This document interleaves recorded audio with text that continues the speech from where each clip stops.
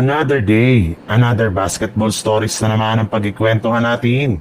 At ngayon nga ay ang pag-uusapan natin ang balitang pagkuha ng Los Angeles Lakers kay Lauri Markkanen at ang game preview ng Golden State Warriors laban sa Milwaukee Bucks. Kagaya nga ng pinagkaguluhan nga ng mga fans sa social media, ang lumabas na balita na posible nga daw na kunin ng Los Angeles Lakers si Lauri Markkanen sa pamamagitan ng isang blockbuster trade.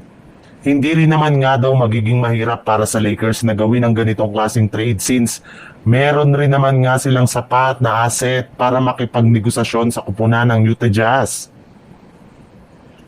Maaari nga daw nila ditong gamitin either sina Austin Reeves, Rui Hachimura, Dalton Kenick at maging ang ilan sa kanilang mga future draft pick. Napakalaki rin naman nga daw ng potential ni Lauri Markkanen bilang isang big man na maaari nilang ipalit sa pwesto ni LeBron James kapag tuluyan na nga itong nagretiro sa NBA sa mga susunod na taon.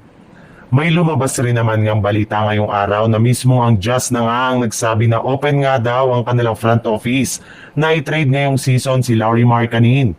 Kaya pagkakataon na nga ito ng Lakers para makuha siya sa darating na trade deadline.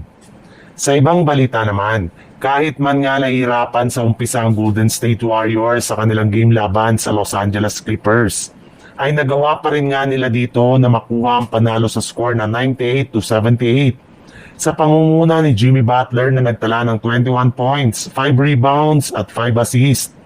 Stephen Curry na kumana naman ng 19 points, si Brandon Podziemski na nagtala ng 12 points at higit sa lahat si Quinton Post na kumuha naman ng 12 points at 8 rebounds kasama na dyan ang kanyang sunod-sunod na 3-pointer na siyang nagpalamang sa Warriors pagdating ng third quarter.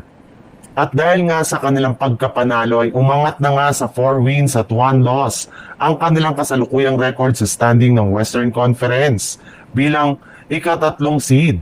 Habang pagdating naman sa Los Angeles Clippers, masyado ang nag-struggle ang lahat ng kanilang mga manlalaro sa second half ng kanilang laban. Kaya nasayang nga ang nagawa ditong performance ni Kawhi Leonard na kumuha sana ng 18 points at si James Harden na gumawa naman ng 20 points.